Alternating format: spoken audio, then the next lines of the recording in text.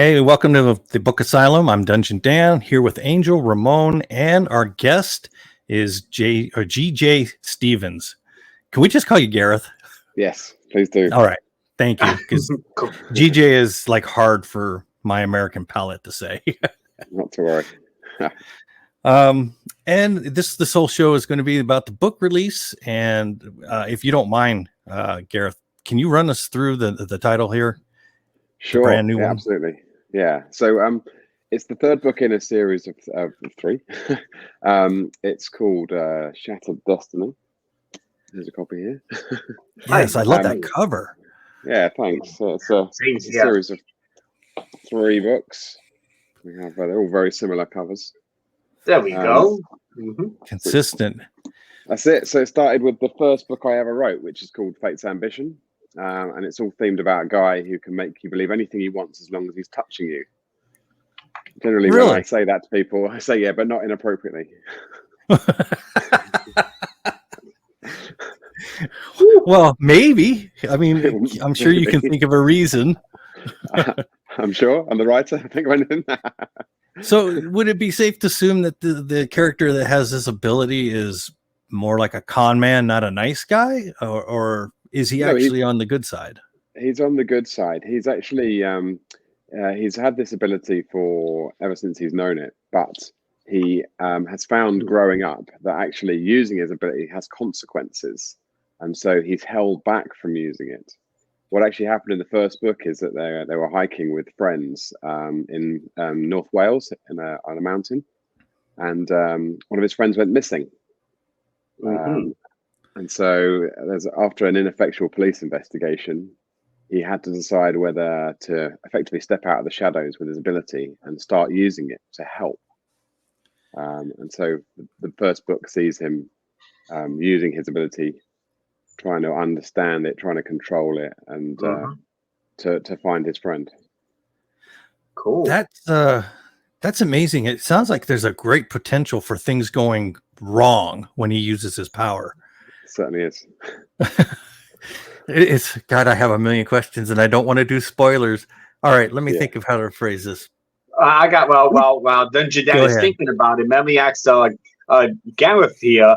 What was the inspiration to get this series done? What inspired you to write this particular series? Okay, so that's nice and easy. That's a question I get asked a lot about these books because I was actually hiking in Snowdon myself with my friends, and it's an amazing place. It's so dramatic. The scenery is amazing. There's lots of buildings which are kind of a bit run down. There used to be a lot of mining in that area, but it's a lot quieter. It's a bit of a rundown area, apart from the tourists. And I just came home and I'd never written anything before. And so I just started writing. I think it's about 2 or 3 months later. And I'm not sure where the ability part popped into my head, but it was generally all about, it was almost a bit of an autobiography about the trip, but just dramatized. And then it quickly went off piste. How? Go ahead. No, go on. Yeah. Well, I mean, what kind of research did you have to put in to even develop the idea of this ability? Well, a lot of it just came out of my head, really. That's what I love about writing is I do research, but that's more about technical stuff, more about, I do a lot of, it includes things like special forces in there. Like it does take an extreme turn. And so I do research a lot of details, but not necessarily where it comes to the paranormal side. And that kind of is where I like to let my imagination totally run. Seems like that would be better. Yeah, absolutely. It's interesting because the series, it was the first book I wrote, The Fate's Ambition, and then I sent that off to a lot of literary agents. I had great dreams of becoming this amazing published author, getting thousands of millions, selling millions of copies, like we all do. Yeah, we all do. Yeah, that's it. And then so after about the 40th rejection, I thought, right, sod this. I'm going to carry on writing, but I'm not gonna do anything with it yet. So I ended up writing the 3 books. I must have finished what I call finished What I called finished rather. About 6 or 7 years ago, I finished the series, and just left them on the shelf. And then I wrote a spin-off series because there's a character in there that comes in quite early on, called Agent Carrie Harris, and she is a real star of the books. She was sent by a shadowy government organization to try and find out what was happening with James, who's the protagonist, and his ability. And then she ends up getting under his control, in effect. And so it takes a big turn.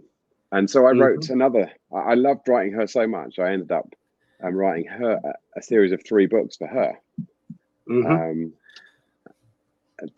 Then I started getting into the zombie fiction, and then decided to release that book as an indie publish. That did so well. I wrote the series of 3 books for the zombies. Then decided, because they sold really well, I was really enjoying that process. Decided to start releasing my old books. So by that time, I'd grown as an author quite a lot. So I'd had to then go back to all 6 of my backlist and just rewrite them, in effect, re-edit them. And it's only now that I've released the 6th book of my backlist after all this time. So I've effectively had all these ready-made books that I've been releasing one every year.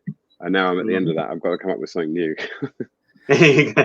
Now, Gareth, I wanted to ask you, since you've been seeing some success as an indie author, do you think you're actually trying to go for the traditional route, or are you indie for good?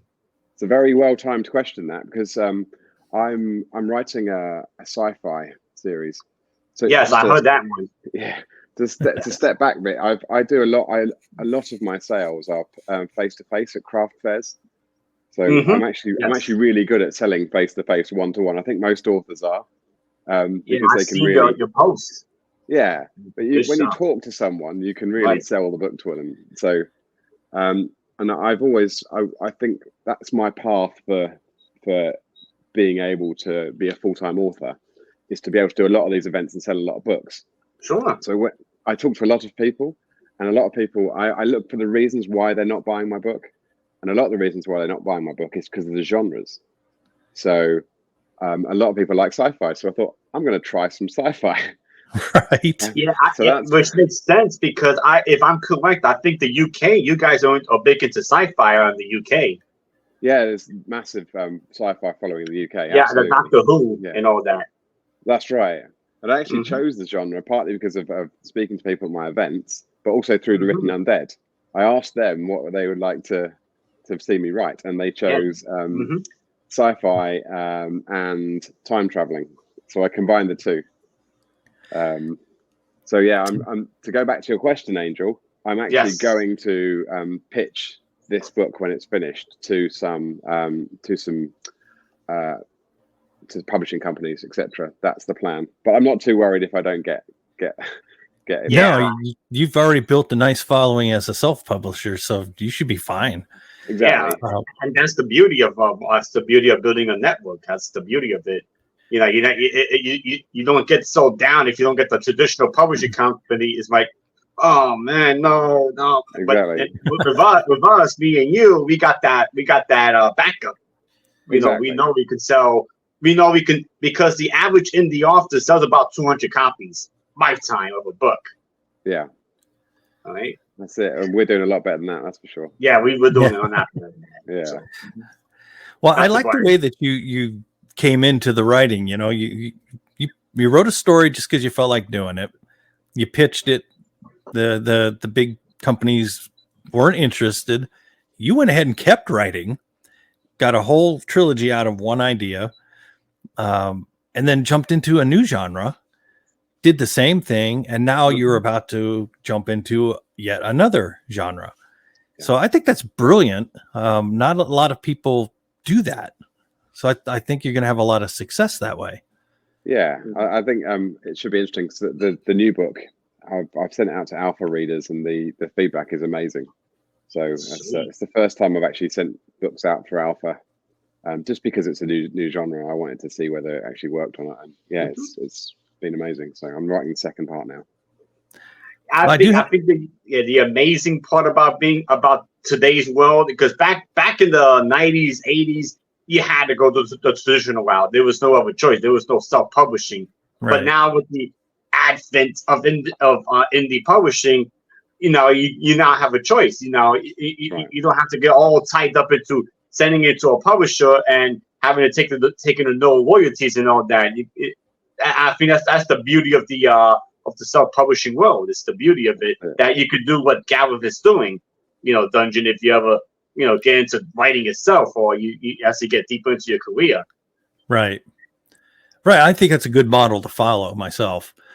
I was trolling around on your Facebook page, Gareth, and I see a lot of pictures of you out at conventions and gatherings. Everybody's always smiling. So you obviously really enjoy being out in the public with your books. And the other authors that come and pose with you, they look like they're having a great time just being there with you. So would you say that the shows themselves are a big success with the amount of books, or just the interaction you're getting and your names being seen a lot more? So the shows themselves, I've been doing it for about 3 or 4 years now, and everything I do at the show is testing what I can do to improve sales, because I plan in 5 or 6 years' time to go full-time writing. So I'm trying all different things to see what works the best. So 95% of the time I make money on those events, but some very small amount of times I make a small loss. But some of the shows I make a lot of money. I mean, we're talking £200-300, which is like $250, that sort of thing, which to me is a lot of money from one day. For work that I've created myself from scratch. So I'm under no I'm never going to be a ginormous author unless I did get a traditional publishing contract, just because I haven't got the money to that mass, the hundreds of thousands of pounds it would cost to actually get your books out to such a wide audience to make it worth it. So I'm just looking at avenues like the events, just to tide me over enough that I can just write. Well, I can see that you have a very good method on testing strategies. So I have to ask, what do you do for a living? What do you do in real life that you obviously got this focus doing something else? Yeah, so I'm a director of a small water company, small water engineering company. So I have quite a serious job. But it gives me the resources to be able to test, to maybe to see if this idea works, type of deal. It's amazing. So I am very lucky, but it's a serious job and it's very stressful. And I always say that I wouldn't be staying in that job if it wasn't for writing, because writing is my release. Yeah, I could see how that is. Let's jump into zombies. I haven't read your books, but I'm actually going to pick up your first zombie book today. Cool. Give me some type of taste of what I'm in for on this. I mean, what's your gore level? What's your horror level? Yeah, sure. So it's been described as quite dark. Gore level, I would say, is pretty average. I don't go for major gore. I'm not there to shock. I call myself an action adventure author. So I'm there to get you turning the page. That's what I'm there to do. I'm cliffhangers. I'm really fast paced. So after the first few, the setup, the first few pages, I really want you to be turning those pages. I've had people tell me off. One person said, I picked up your book in the bath and I read it in one sitting and the bath water was cold because I couldn't put it down. And that's the sort of stuff I want to hear. That's a compliment. Exactly. That's quite the compliment. So I try and use that formula a lot, because I've got 2 zombie series. One is In the End, which is a trilogy, and then I've got the character from the James Fisher paranormal series. I actually put her into a zombie situation. So whereas In the End is about, proper fictional zombies and trying, shit hits the fan sort of scenario, whereas the Agent Carrie Harris zombie books are more, if it could happen in reality, this is more what it might be like, stretching that a bit. And she's actually trying to stop the apocalypse from even starting. So she's effectively at ground zero, and she's investigating. It's kind of a female. I don't like using this analogy, but it's like a female James Bond style character who's a mixture between James Bond and maybe a female Reacher. She's a bit of a sociopath. See, I love characters like that. Yeah, I'm a big James Bond fan, so yeah. If I had to only write one character ever again, it would be her. It's a shame Jack's not here because he loves her. Yeah, Jack is always talking about she's my favorite character. Well, I have a feeling she'll be mine as well. Yeah. I mentioned the cover art on your books. It's don't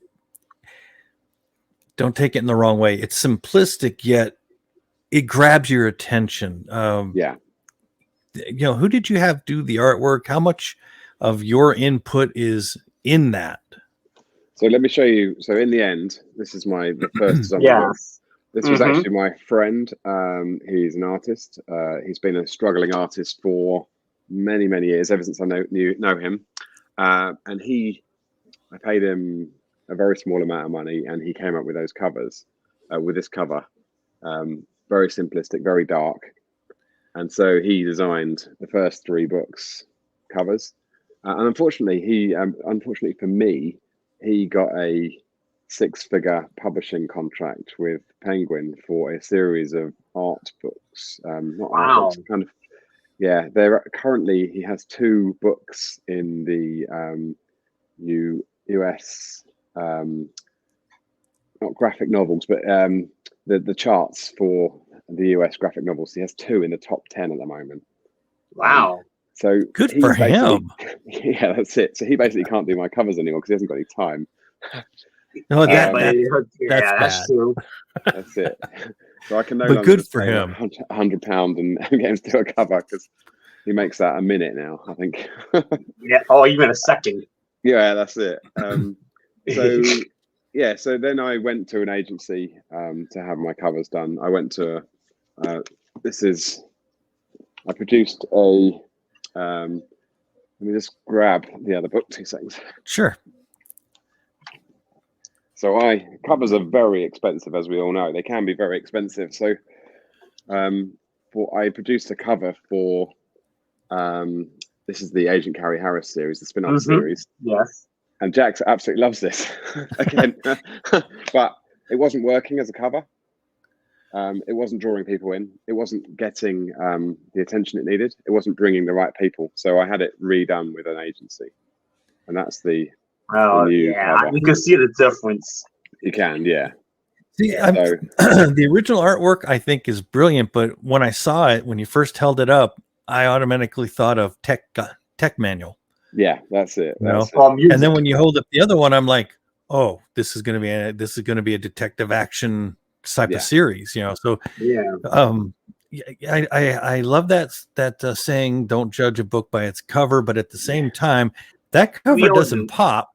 Nobody's going to read your book, unless it's just the only choice, So your covers are great. Exactly. Do you write your own blurbs for the back? Because I've read a couple of the blurbs and they're good.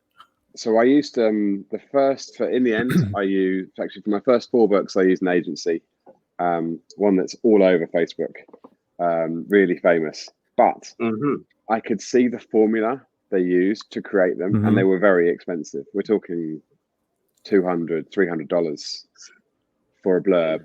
That's a bit pricey. So then I went to a coaching service instead. So I wrote my own blurbs, went to a coaching service via my editing agency, and they were like $25 for the coaching. Wow, a big difference.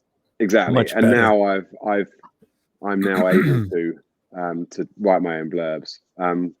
when I come to write a blurb for a first book in a series, I will probably get some mentoring on it, because the second and third and fourth and fifth, they're much easier to write.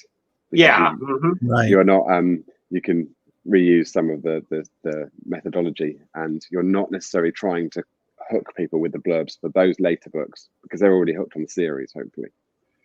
Right. But the blurb's important for that first book, because it gives you an idea of what you're getting into. I've always had a problem with blurbs myself, because I don't know what it is. I just can't get away from a spoiler. So I think I need some coaching myself. And there are some, it's an art form of giving enough away, but not spoiling it. Absolutely. You're almost, it's like, I think the Hollywood does it obviously really well, but I think they've overdone it. They've gone completely the wrong way, in that trailers for films, they're like 2 or 3 minutes long, and you feel like you've watched the film at the end. So it's that sort of balance. In some cases, you have seen the best of the film's offers.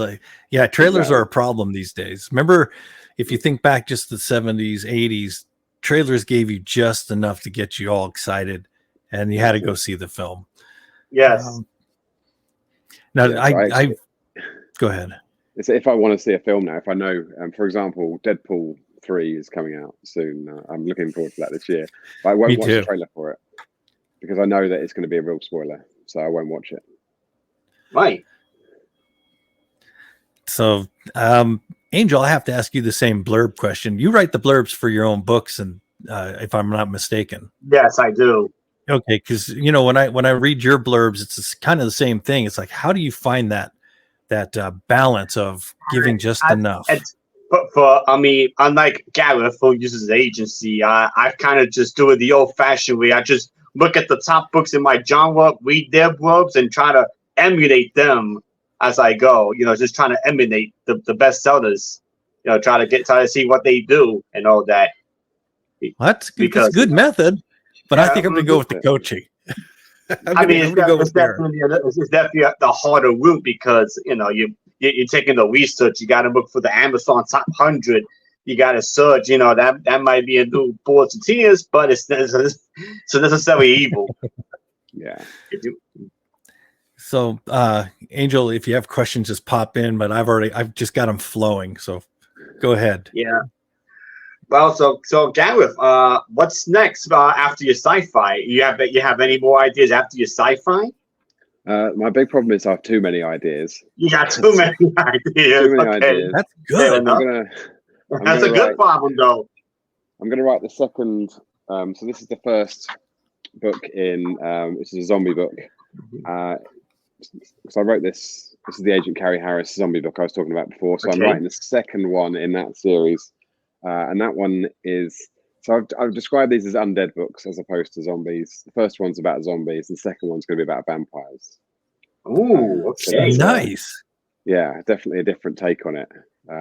Sort of quite a dark, quite a little bit sexy, as in, just like that sort of gothic feel to it. I've written the first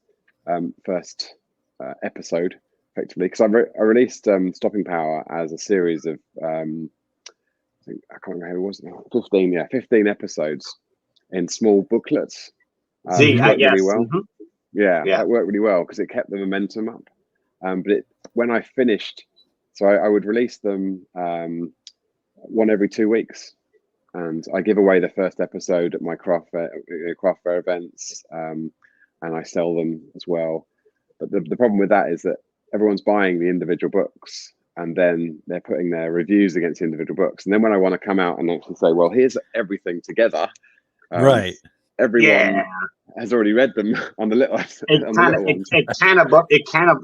That's the biggest thing about box sets, and that's why sometimes I tend not to do box sets, because it cannibalizes your sales of the series itself. It can cannibalize it. So it's a real. So there's for my Pina Kanaza West series, I'm thinking about doing a box set, but then something tells me, don't do it, because it's gonna be cannibalizing the actual sales for the actual series. What they say you should do, and I found it. So, the key is with the box set is you're taking a gamble. You're basically saying, how many people are going to buy book 1 and then book 2 and then book 3 and then book 4? And it's probably your read-through rate. My read-through rate's about 50%, I think. And so you're taking a gamble as to whether, if people really like the look of the book, are they going to buy them all in one go? And then if they don't read the second or third books, then you've gained, if you see what I mean. Yes. Because you've got less of a sale for book 2 and 3, but you wouldn't have had any. Right. So personally, I don't get that many. I don't get that many sales for. I've only got the zombie series on a bundle, so I don't get that many sales. I think I looked the other day and I made maybe £200-300, which is, money that I probably would have made less, if you see what I mean, if I hadn't had those in a box set. That's true. Fair enough. I just talking about Pina Colada and Rats, I love the idea. I must read the first book because I'm intrigued as to what the hell it's about. Yeah, I know. You're just a very busy man. I mean, I hope to get it on audio this year. That's my hope, is to get it on audio. That would be. That's what I'm going to be working on. Well, going back to box sets, I'd like to offer you a perspective. Maybe as a collector, I guess. This is how I operate. When I find a series of books I like, I actually buy each book and I read through them. And then every once in a while, I'll see where the author has put it in like one big book. And I don't have a lot of room in the place I live to have 10,000 books, but I do have enough room to get that 9-book series in one massive novel, if that makes any sense. So I can see where you might make something. There was another author that I still read today that was releasing a series of zombies, novellas, we'll call it. Now, maybe even a little, about a novella. And he was doing the same thing that you had done. He was putting out each part, and I bought every one of them, and I was happy I did. But then when he got up to the last part, he released the whole thing together. And I went ahead and paid to get that. I bought it on audio. I bought it on Kindle. I just don't have a physical copy. So I think you can still make some money, but it's going to be a lower percentage because not everybody's got that collector sickness that I do. I know what you mean.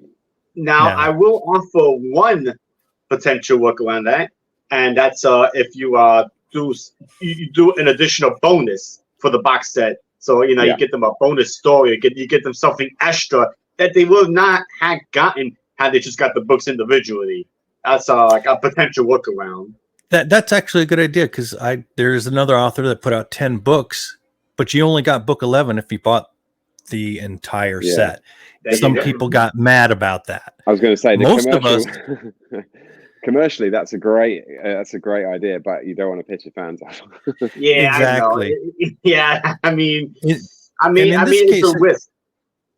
In this case, it was I had them all on Audible, right? And I called up Audible, and they were actually really nice, because they basically said, "You know what? You can sell your copies back to us, and then we'll give you the credits, and you can just buy the final set with the final book." So when they worked with me on like that, I was really happy. That's great. The fact that they were willing to give me back credit, not a full credit, and I didn't even expect that, but it also allowed them to sell the book again, the audio again. Yeah. So win-win. Yeah. And speaking of audio, your books are available in audio, correct? So all of my books, apart from this series that we're talking about, are available in audio. It's a tricky one for me. Stopping Power is not? So Stopping Power is, that one good. is. Thank God. That's the one I'm getting. Yeah, absolutely. So that is available. But the Fate's Ambition series, the James Fisher series, is not yet. It's a tricky one because the In the End series sells reasonably well on Audible, and obviously, as we all know, it's very expensive to produce the audio. Yes. Quality. So I am still undecided as to how I'm going to produce, or if I'm going to produce Fate's Ambition series on Audible or on audio or not. But I could go royalty share. All the options are available. But we're talking, if I did pay for it, it'd be at £3,000 to have it on audio. And I'm just not sure I get a return out of it. It's a little iffy. Now, in my area, audio is pretty much the format everybody goes with, because I live in Texas. Everywhere you go is a drive, and everybody's driving, and we love to listen to it. But the question I was leading into is, can you walk us through whatever torment you may or may not have gone through picking your narrator? So it wasn't too torturous, but the problem with producing audiobooks that I find is I can't stand listening to my own books. I hate it. You too? I really don't like it. Yeah. It makes me feel really uncomfortable. The In the End series, I actually had. It's written. The first book is written from one perspective, and the second book is written from another perspective, and then the third book combines the two. So we actually had to have both narrators come back to do the third book together, and they had to work together, which was okay. It all worked. But yeah, it's the audio process for me is not fun. Choosing the narrators, I've always, as soon as I hear them, I know that they're the right person. Right. Straight away. Yeah. Well, being a listener of books, it's a big deal. It's almost, it is as important as the cover of your book, because the wrong person narrating can kill your story. And I've actually had to put the audio away and pick up the Kindle book and read it myself. Because I mean, I was developing opinions on the writing when it wasn't that wasn't the problem. The problem was the person reading. Totally agree. I'm a major audio, but I only ever listen to. I devour my books on audio because I'm the same. You know, I've got no time, so when I'm driving or maybe if I'm at work and I'm doing a mundane task, I can listen. But you're right. I've returned, I think, 2 books because the narrator was terrible. One book, it was really bad. It was an American, and they were doing an English accent in parts of it. And that always goes wrong. Yeah, it was really bad. So, but I stayed with it, and I just tried to switch off my brain from worrying about it too much. But yeah, it is a tricky one. Hey, don't mind me. I'm eating right now. That's why I'm off camera. No worries. If you're gonna chomp loudly, turn your mic off, though. Kidding you, Angel. Just kidding you. This is the one time that I'm glad Jack's not here, because he always breaks into his Dick Van Dyke Cockney accent, which is just, that was bad enough, but when Jack does, it's even worse. Yeah. It is. It's kind of a shame. I almost feel like there's a narrator school, because a lot of the people that I'm hearing, they all adapt that William Shatner cadence of speaking, and sometimes it ruins sentences when they're pausing in that weird way, and those are the ones that I don't enjoy. And as a matter of fact, the narrator for that series I told you was coming out in novellas and then came out as one. That was the biggest problem I had, was the narrator. So I've never re-listened to the audiobooks except the last one. But I just went ahead and read them physically. And that's a little harder to do because I don't have time to sit down all the time and read. So it is a tricky one. It's a lot of the times when you're listening to the audiobook, your own audiobook, in the editing phase, you're kind of, it's just that little pronunciations of or little pauses, like you say, that you're trying to get rid of because they're putting saying it in the wrong way. Right. That's not how you wrote it. Right. And I can forgive some grammatical type mistakes. I mean, I can get that, but it's just when you've got that wrong cadence for what's being read, it just throws everything off. Now, Gareth, I got a question. Have you ever bumped into a situation where you had to switch narrators because the narrator you had couldn't do the other audiobook? Because that tends to be a pretty common problem sometimes, where authors can't get the same narrator and they gotta go to someone else, and readers just they're not big fans of that. No, I haven't, luckily, and that's probably because my series are my only run to trilogies, if you see what I mean. So I'm Stopping Power is narrated by the same person who narrated my other Agent Carrie Harris books. So they're a professional audiobook narrator, though, so they should be around, I would hope. Cross my fingers. Yeah. I don't want to be going through that. Absolutely. Okay. Well, let's see. I want to. Can we talk about the vampire thing? It's just vampire, not vampire zombie. It's just vampires. Yeah, just vampires. Good. So, I do enjoy that combination, but again, that's a subject. If you don't do it right, it's no fun. So, no. I got burned out on all the vampire stuff. I've recently been coming back to it. One of your fellow authors has a great 2-book series out there right now that I thought was awesome because he didn't take all the lore. He didn't stick to that mold. He changed it up. Yeah. So I love the fact that you said Victorian, but is it going to be in that same Hammer mold or no? So it's going to be Gothic. It's going to be set in the current age. And what I love about it is it's going to be, Agent Carrie Harris. She's a kind of a spy assassin, and she's already gone through the whole zombie thing where she was in disbelief, as you would imagine. And now she's getting to the stage where she suddenly discovers that vampires are potentially real. So yeah, that's going to be interesting to see how it plays out. I've written the first episode, which is about 7,000 words, and so far I've got her acting completely out of character because she's effectively under the spell of a vampire, and it's only at the end of that episode she realizes what the hell's going on. And that's brilliant, though.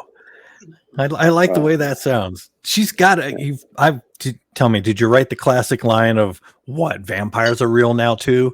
I mean, that's the first thing that hit my head. Not yet, but she's going to say something along the lines of what am I, a paranormal investigator now? something. Okay, that's even better. Yeah, because she's used to going and finding people and killing people, bad people, and she does all the standard spy stuff. But now she seems to be specializing in all these terrible things, because no one else can or will. Do you think this is a character and a storyline that might bleed into other paranormal aspects? I mean, I don't want to say werewolf, but werewolf. The third season will be a different type of paranormal, but I haven't even thought about what that'll be. I immediately myself I leapt to werewolf, but I think there's less opportunity to do as much with it, so I'll have to have a look. It's interesting because I'm not really into the paranormal. Right. I don't necessarily read that sort of fiction. I have read a bit, watch a few movies, but it's not my main go-to. So I do deliberately write without researching the tropes. They probably say you shouldn't do that because people who want to read those books want the tropes. But I like to come at it from an innocent perspective. And so if I write it, then it's not going to be rewriting someone else's work. But we'll see. Sometimes it works. Yeah. Well, I like that. Would you consider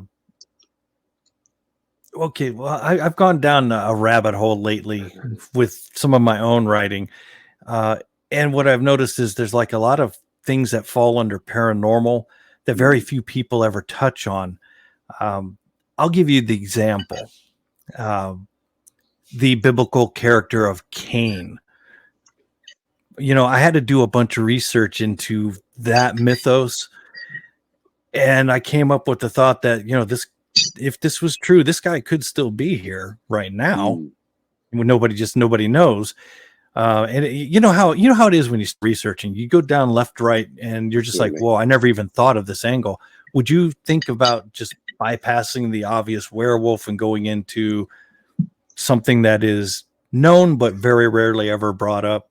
I don't know if that's a good question. No, I'd love to do that. No, absolutely. I'd love, as a writer, everything I read that gives me ideas. Everything I look at, maybe you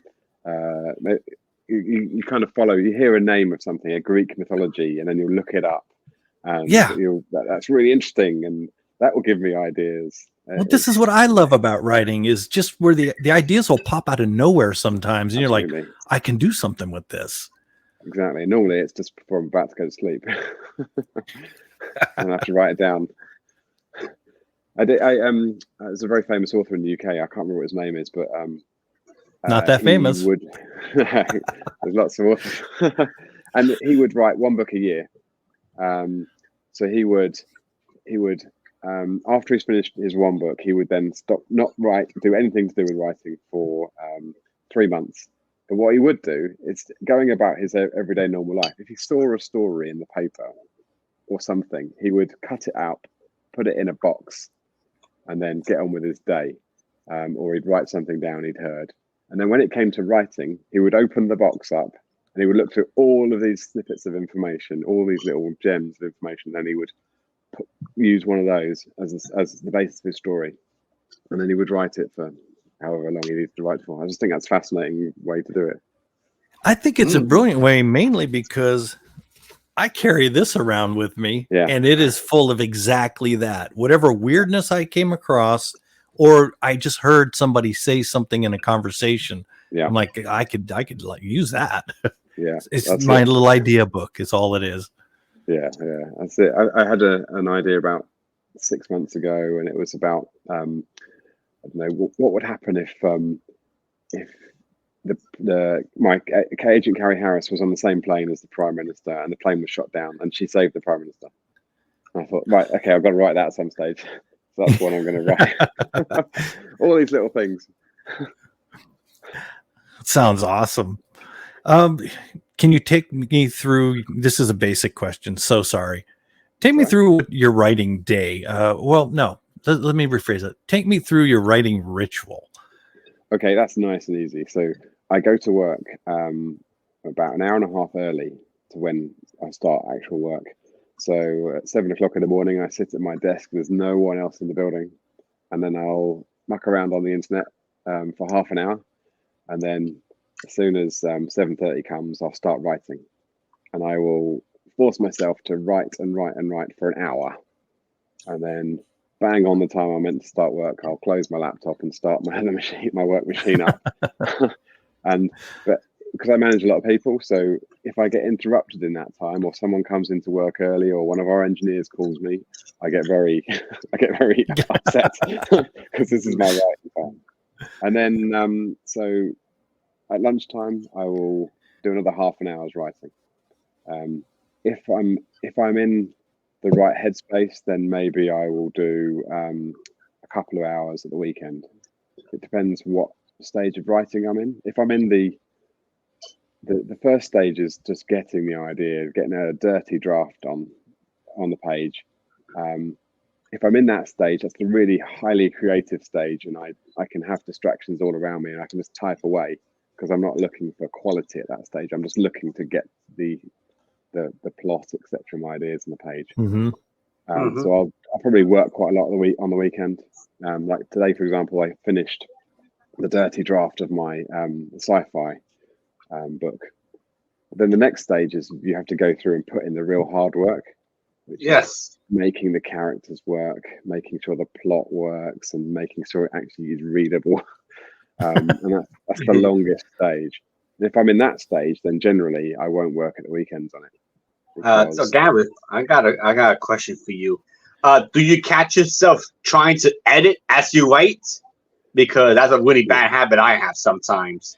I'm pretty restrained on when I'm writing the dirty draft. I just let it flow. I hardly ever go back and delete stuff.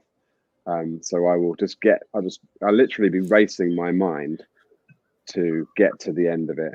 But then I'll go into a very long editing phase, which will be me reading the whole thing back. And when I say dirty draft, I mean it's terrible. I know. It's a collection of ideas. Some of it's well-formed paragraphs, maybe even a well-formed chapter, but most of it is it's terrible. So I will then go through the editing phase and I will just aim to make a layer of improvement across that. But then I'll start again once I've done it, and I'll go again. And every time I go back, I'll maybe do it 10 times. It gets progressively better, and then I'll get more and more excited about it because I'm thinking, well, this was terrible. And every time I've gone through it, I've added something into it that's either made the characters pop more, or it adds a level of intrigue, or it just makes it flow nicely. So yeah, I effectively, the dirty draft is the only bit I really think is the proper writing. The rest of it is editing and revising, right, for me. And I'm not sure which I prefer the most, because I always have a real level of anxiety when I'm doing the dirty draft, because that's where I am. The story's going to fail or pass, whether it's going to work or not. And now I've finished that for this book, I'm much more relaxed, because I know that I can just go through it again and again and again and again and again, and it's just going to polish it and improve it every time. So, about how many drafts would you do you go through each book? About how many drafts do you do? So, I would say I would go through probably 5 or 6 drafts. Okay, that's reasonable. Okay. Yeah. So I'm not. Yeah, I asked because I'm sorry. Keep going. No, I'm not afraid of doing many. Because I only asked because I got an author friend. She goes from like 10, 12 drafts before. Yeah. So about 5 to 6 about my number as well. So yeah, that's why I asked. I know some people who just write 1 or 2. It's like, I can't understand. Yeah, I can't do that. No, they got God-given ability. Good for them. I can't do it. I'm too impatient to get to the end of that draft, that edit, that I get right from the beginning to the end. I want to get. It doesn't matter to me how many times I do it, but I just want to get to the end of it again. I know with my first book, I wrote. I must have rewritten it. I mean, properly rewritten it. Maybe 20 or 30 times, but that was when I was learning to write as well, learning how to write properly. True. You get better. You get better as you go. So yeah. I mean, ideally, if you're in that group, 20 books to 50K, right? You're in that group, right? I look at it occasionally, but I don't. Yeah, me too. It upsets me when I see these people doing so well. Yeah, I know. Like, I mean, you got people releasing books every two months. I'm like, holy cow, man! Like, you put me to shame. Yeah, well, one thing I'm trying at the moment is I'm trying to so this sci-fi book will be shorter, because I typically write 90 to the Shattered Destiny book was 130,000 words. So I'm trying to deliberately write a shorter book. So I'm writing. The sci-fi book is currently 55,000 words in a dirty draft. That will probably go up by 25% when I go through the revision process. But, which makes sense. So 70,000, 80,000 words, just to see if I can improve my output. That's a good. A lot in the series. So that's a good size novel, actually. That's actually decent sized. Although I think sci-fi tends to be a little longer, but you can get away with something shorter like that. I'm totally against the norms. I'm quite happy to write the book I want to write. I know, a lot of people, they have to write to the size, but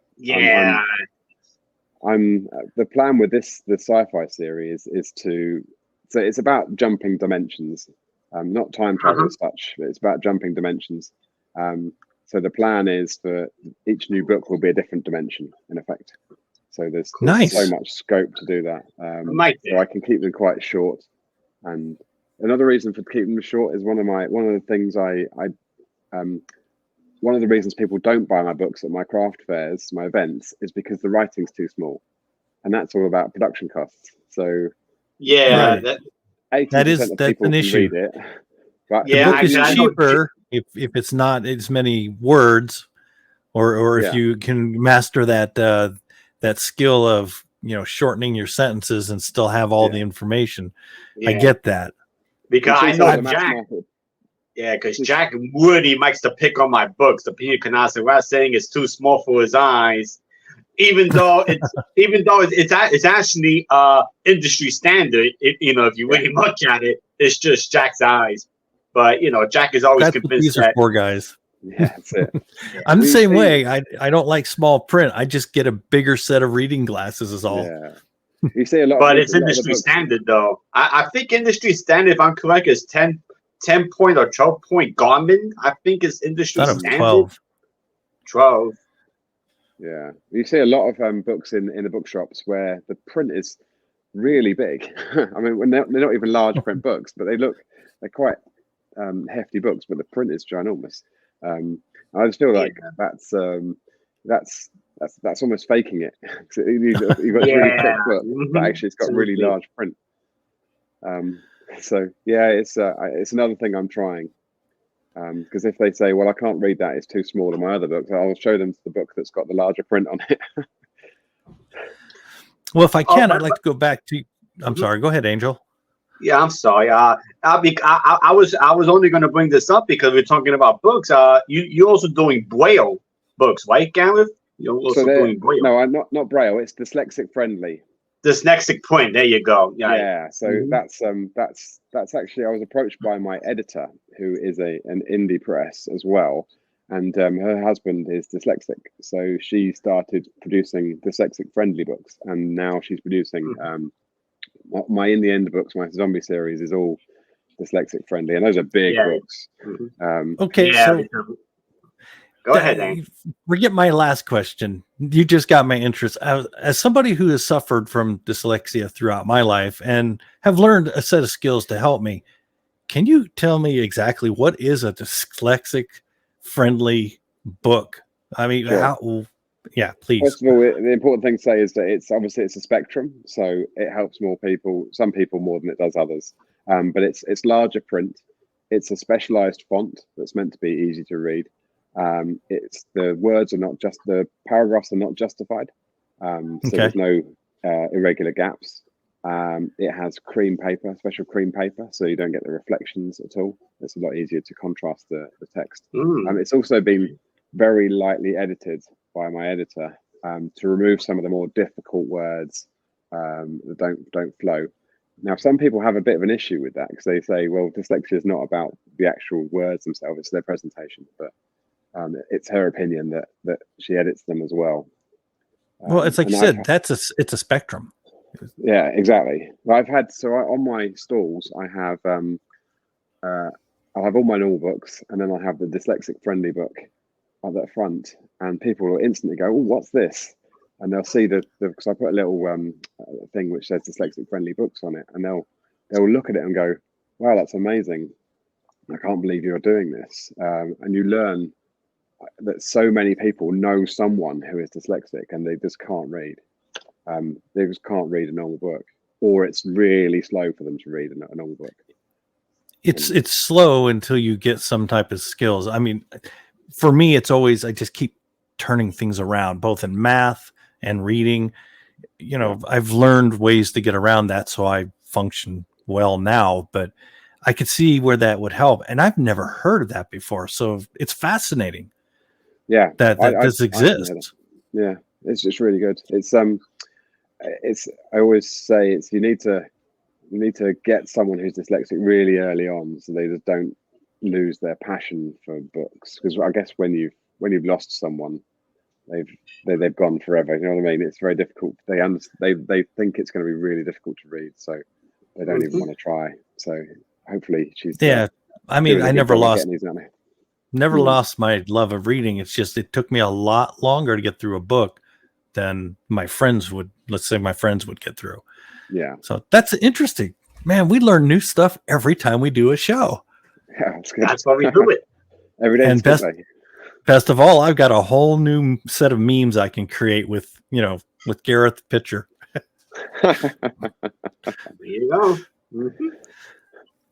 So, well, we're at 54 minutes. Do you have more questions, Angel? Because if you leave it up to me, we'll be at 3 hours. Got a million questions. Can't really think of anything right now. I think he's answered none of my questions already. So good job on that. Dungeon, if you got one more question, go. I'll go with one more, and then we'll close out the show. Gareth, I know you have other things to do, but I just wanted to get into your character creation. It seems like by a previous answer that develops as you go through with your different edits. Yeah. But do you find that helps you with your characters, and does that help you with your breadcrumbs into, foreshadowing, I guess is the proper word? Yeah. So characters are probably the bit I don't do as much work on. They just come to me. You see what I mean? Okay. With my sci-fi, I was really naughty because I actually I went through the Written Undead and I made some suggestions for characters, and I got the guys to name the characters. I gave them some traits, and then they would name them for me and help me build the characters. So I've just taken those and run with them. But that's characterization is my biggest fear, that I won't get it right, because I think I'm good at plot. I think I'm good at pace and setting, but characters are where you can really, shine or fail. Yeah. So that's why I love the fact that people react so well to my Agent Carrie Harris books, because that's all. I mean, it's lots of good stuff in there, but it's all about her. It's all about her character. So yeah, not doing too bad. Well, we should give a nice shout out to Written Undead. It's a great community of writers and readers, and they're always so willing to jump in and help whenever you ask for help. So hats off to y'all. Yeah. Yeah. Well, we're part of them. It's just, we're all part of the same group, but that's like a different camp. And I love a lot of those authors over there. Yep. You two of us are in that group. Me and Gareth were both in there. And technically, I'm there too.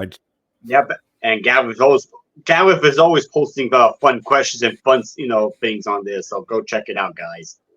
And I tend to do the same. All right. Well, for our last couple of minutes, Gareth, would you please tell us where everybody can find you, your books, how we can get autographed copies, how much? Don't say how much it costs. Just no, you can tell us anything. The easiest place to find me is at gjstevens.com. That will lead you to where you can buy signed books. It will take you to have a look at my books, and then you can find my socials from there, or join the Written Undead. Yes, join the Written Undead, and I'm assuming Amazon, obviously. All the books are available on Amazon, all on Kindle Unlimited as well, and most of my books are on Audible. I do have some free books for my mailing list, which again is through my website. You can get one novella for my zombie series, one novella for my Agent Carrie Harris series, and I've also got a couple of free short stories on audio. Sorry, not through Audible, because they don't allow free. So again, it's all on my website. Just trawl through that, and you can find out where to get them from. That's outstanding. I will be purchasing my Audible Stopping Power today, and I'll get to start that tomorrow on the drive to work. So I'm very excited. Great. For the Book Asylum, I got to say, you're a fantastic guest. I still have a million questions. I would love it if you would come back and visit us at some point, so I can ask you some more. Sure. Yes. So, anything else? Have we missed anything, Angel? Are we good? Can we let him go to bed now?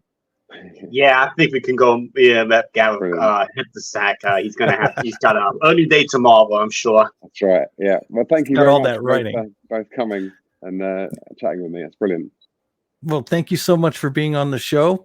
For the Book Asylum, Angel Ramon, myself, and Garrett Stevenson. God, I blow it at the end of the show, guys. Either way, thanks for everybody who's watching. Thank you for being on the show, and we are going to say goodbye.